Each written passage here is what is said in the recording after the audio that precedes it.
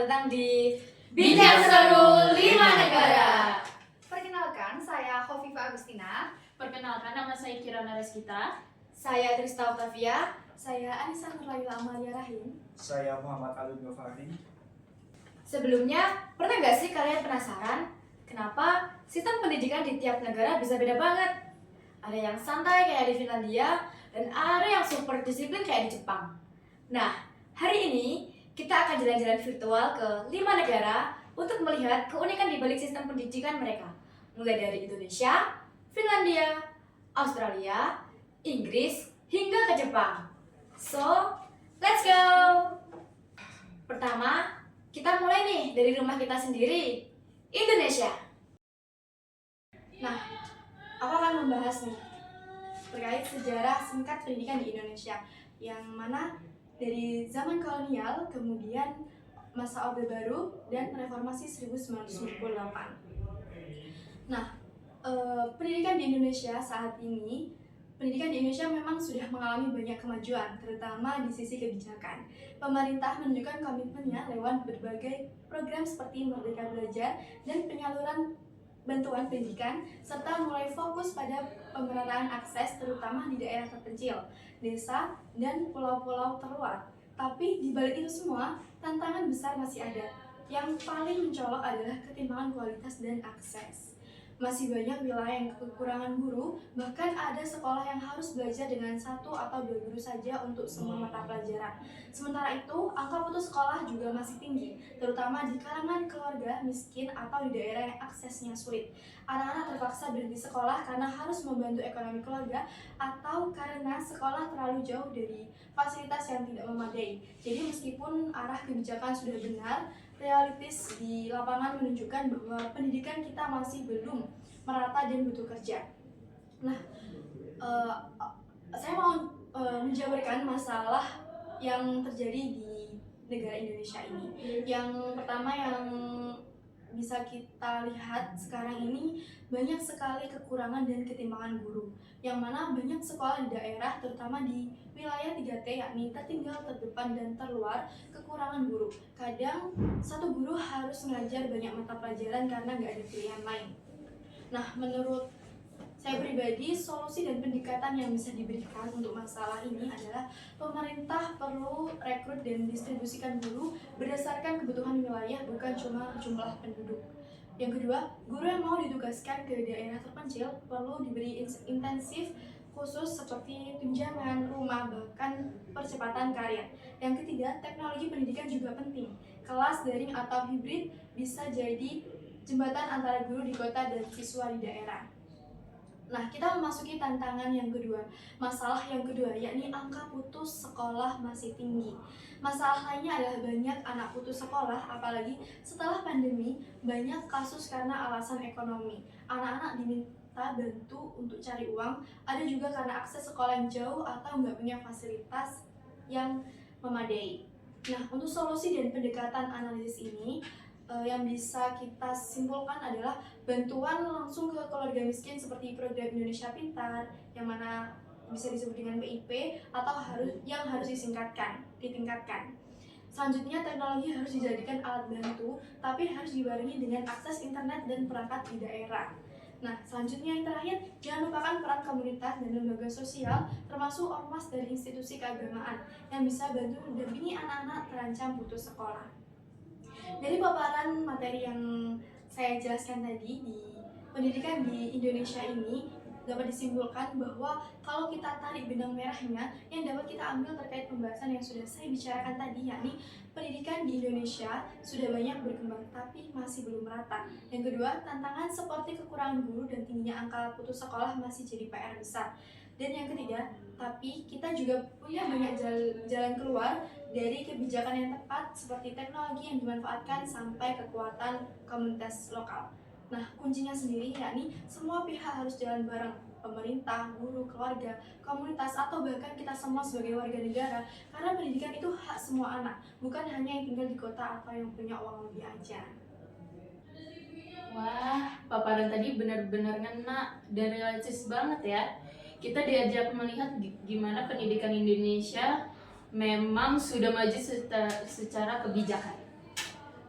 Lalu, tapi di lapangan masih banyak ketimbangan khususnya soal distribusi guru dan angka putus sekolah. Yang saya suka solusinya nggak cuma dari atas, tapi juga melibatkan teknologi dan kekuatan komunitas lokal.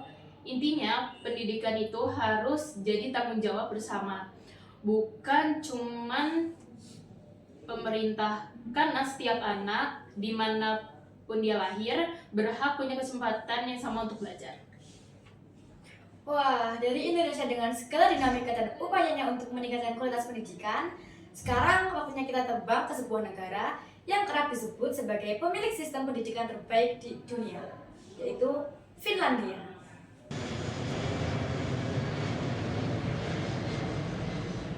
Pendidikan di Finlandia didasarkan pada kepercayaan tinggi dan kesetaraan. Pemerintah hanya memberikan kerangka kurikulum nasional, lalu guru dan sekolah memiliki otonomi penuh untuk menginterpretasikan dan mengadaptasi kurikulum sesuai dengan kebutuhan siswanya. Selain itu, tingginya pungutan pajak yang ada di Finlandia menjadikan semua sekolah di Finlandia didanai oleh negara dan memiliki fasilitas yang merata. Alhasil, tidak ada yang namanya sekolah favorit. Selain itu, pendidikan di Finlandia juga berfokus pada kesejahteraan siswanya melalui makan siang gratis, istirahat cukup, dan tekanan akademik minimal serta tidak adanya sistem ranking. Namun, sistem ini mendapatkan tantangan di mana skor PISA atau Program for International Student Assessment di Finlandia mengalami penurunan dalam beberapa tahun terakhir. Lalu, apakah Finlandia merasa panik? Tentu tidak. Mereka malah berinovasi dengan memperkuat kurikulum melalui phenomenon-based learning, di mana pembelajaran berbasis fenomena atau proyek untuk mengasah kreativitas dan kolaborasi siswanya. Tapi, kalian bertanya-tanya nggak sih, kalau pendidikan di Finlandia didasarkan pada kepercayaan dan tidak diawasi, bagaimana kalau ada guru yang underperform? Nah, di Finlandia akuntabilitas ini ada di proses seleksinya, di mana seleksi guru yang super ketat lebih sulit daripada menjadi profesi selain guru. Karena di Finlandia mereka percaya dengan input guru yang terbaik, outputnya pun akan tetap terjaga. Wah, keren sekali ya negara Finlandia ini. Meskipun menghadapi tantangan dalam dunia pendidikan, Finlandia justru bisa memberikan solusi inovatif. Mereka tidak panik dengan penurunan skor, malahan berani berinovasi lewat pembelajaran berbasis fenomena yang bikin siswa lebih kreatif dan kolaboratif. Nah, dari Finlandia yang punya stres, mari kita terbang ke Australia yang segar dan modern.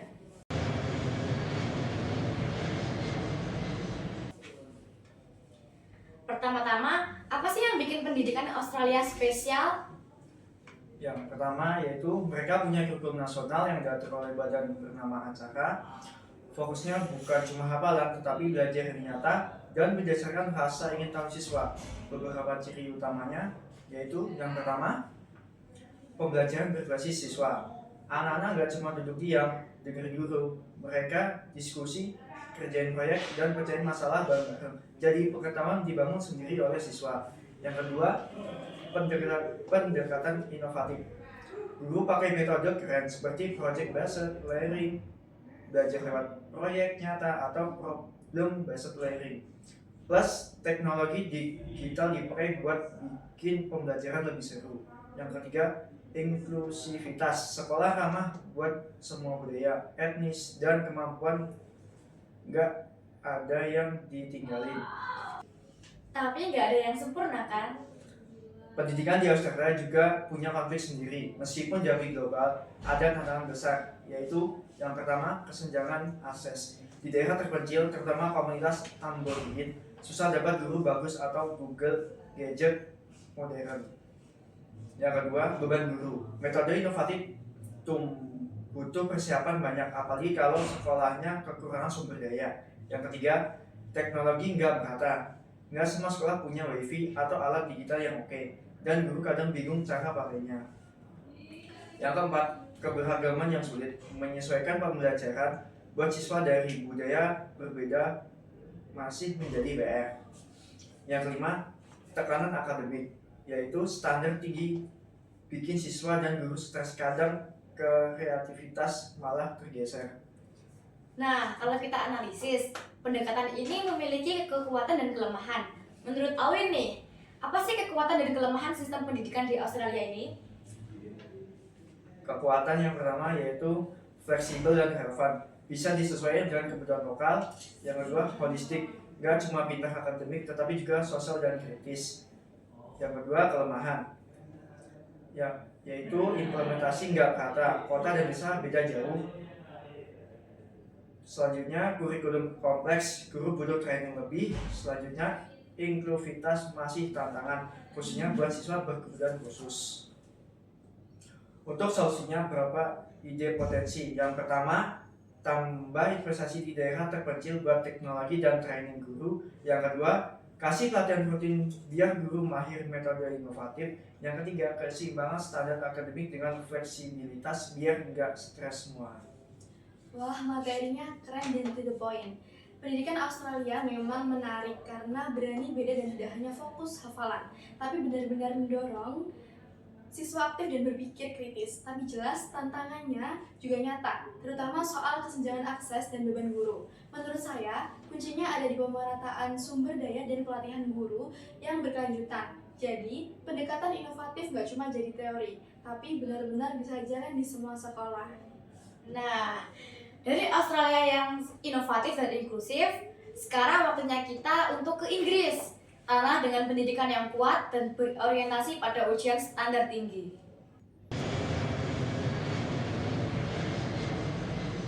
Pendidikan di Inggris memiliki metode yang berpusat pada siswa. Guru jadi fasilitator, fokus pada diskusi, proyek kelompok, dan latihan pemecahan masalah. Lalu tujuannya bikin siswa mandiri, kritis, dan siap dengan skill dunia nyata. Tapi di balik itu ada konflik sistemik besar. Yang pertama, kekurangan guru akut. Beban kerja tinggi dan gaji kurang bikin sekolah kesulitan cari dan pertahankan guru, terutama di bidang sains dan bahasa. Yang kedua, kesenjangan pendanaan. Jurang lebar antara sekolah negeri dan swasta. Sekolah negeri kekurangan dana, berakibat kelas terlalu penuh dan sumber daya terbatas. Yang ketiga, kesehatan mental siswa. Tekanan akademik dan dampak pandemi picu lonjakan kecemasan dan depresi. Tapi dukungan konseling di banyak sekolah masih kurang. Yang keempat, kurikulum kurang relevan. Dikritik kurang fleksibel dan belum sepenuhnya serap terampil masa kini seperti literasi digital. Kelebihannya menciptakan lulusan mandiri dan kritis. Tapi kelemahan utamanya terletak pada eksekusi. Pendekatan bagus ini gagal jika tidak didukung guru yang cukup, pendanaan merata, dan dukungan mental. Jadi tantangan terbesarnya adalah penutupan kesenjangan antara teori yang ideal dengan realita yang belum siap. Betul, seperti yang dijelaskan dalam materi yang kita bahas, konsepnya memang brilian.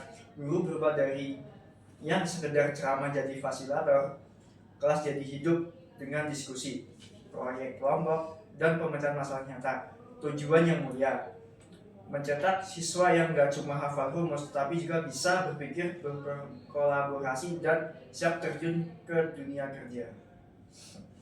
Nah, dari Inggris yang akademis dan terstruktur, akhirnya kita mendarat di Jepang, negeri dengan disiplin tinggi yang membentuk karakter siswanya secara unik.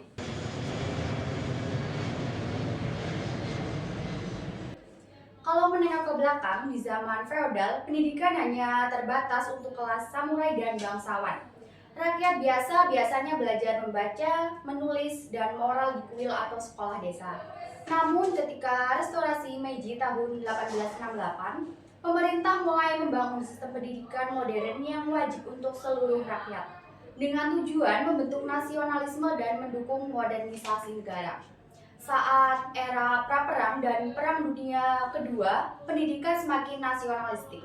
Kurikulum menekankan disiplin, loyalitas, dan ideologi negara. Tapi setelah Jepang kalah perang, di bawah pengaruh Amerika Serikat, sistem pendidikan dirombak total menjadi lebih demokratis dengan fokus pada sains, budaya, dan kebebasan berpikir. Sekarang di era modern, Jepang dikenal sebagai salah satu negara dengan kualitas pendidikan tinggi. Fokus mereka adalah pemerataan, teknologi, keterampilan abad 21, kreativitas, serta dukungan bagi siswa berkebutuhan khusus. Kurikulum diperbarui secara berkala agar sesuai dengan perkembangan zaman. Tentu, prestasi itu tidak datang tanpa tantangan. Pertama ada fenomena futuko, yaitu siswa yang berhenti atau enggan sekolah. Ini menandakan adanya tekanan atau ketidakcocokan dengan sistem. Yang kedua, tekanan akademik yang luar biasa, dikenal sebagai perang ujian. Siswa harus belajar keras dan ikut les tambahan hanya untuk lolos ke sekolah favorit, yang sering menimbulkan stres dan juga kelelahan. Ketiga, masih ada keterbatasan dalam pengembangan kreativitas karena budaya belajar di Jepang cenderung menekankan disiplin dan hafalan. Dan yang terakhir, masalah sosial seperti bullying dan diskriminasi, di mana siswa yang berbeda atau tidak sesuai norma kadang menjadi sasaran. Jepang tidak tinggal diam, mereka mencoba beberapa pendekatan untuk mengatasi masalah tersebut. Untuk mengurangi tekanan akademik, mereka memperkenalkan metode active learning atau pembelajaran aktif yang berpusat pada siswa. Jadi, anak-anak lebih banyak berdiskusi, bekerja kelompok, dan berpikir kritis, tidak sekedar menghafal. Untuk fenomena futuko, pemerintah menyediakan konselor, guru pendamping, bahkan sekolah fleksibel atau e-learning bagi siswa yang kesulitan mengikuti sistem reguler. Sementara itu, untuk bullying dan diskriminasi, Jepang punya program anti-bullying yang ketat serta pelajaran moral yang mengajarkan empati dan nilai sosial. Selain itu, ada upaya besar dalam peningkatan fasilitas sekolah, teknologi digital, dan pelatihan guru agar lebih kreatif dan inklusif. Dari perjalanan panjangnya, kita bisa melihat pendidikan Jepang berubah dari yang eksklusif untuk bangsawan menjadi sistem nasional modern yang menekankan kualitas, pemerataan, dan inovasi. Walaupun menghadapi masalah futuko, tekanan akademik, keterbatasan kreativitas, dan bullying, Jepang berusaha mengatasinya dengan pendekatan demokratis, inklusif, dan berbasis karakter. Pelajaran yang bisa kita ambil adalah bahwa pendidikan tidak cukup hanya menekankan akademik saja. Kesejahteraan siswa, ruang untuk kreativitas, pengembangan karakter, serta dukungan psikologis sangat penting. Guru yang terlatih dengan baik dan fasilitas yang memadai juga jadi kunci agar pendidikan bisa berjalan seimbang dan inklusif. Terima kasih sudah mendengarkan hingga akhir. Semoga pembahasan ini bukan hanya menambah wawasan tentang Jepang, tapi juga memberi inspirasi bagaimana kita bisa membangun pendidikan yang lebih manusiawi, kreatif, dan berpihak pada siswa. Wah, pemaparannya menarik banget, Nana. Kita jadi bisa lihat sisi lain dari pendidikan di Jepang. Nggak hanya soal prestasi dan disiplin, tapi juga tantangan serius kayak futuko, tekanan ujian, dan kurangnya ruang untuk kreativitas. Ini menunjukkan bahwa pendidikan itu harus fleksibel dan manusiawi. Dan akhirnya dari perjalanan kita melintasi 5 negara, satu hal yang menjadi jelas, tidak ada satu sistem yang sempurna. Setiap negara mencerminkan nilai, budaya, dan tantangan tersendiri. Terima kasih sudah mendengarkan bincang seru 5 negara. Jangan lupa like, comment, share, and subscribe.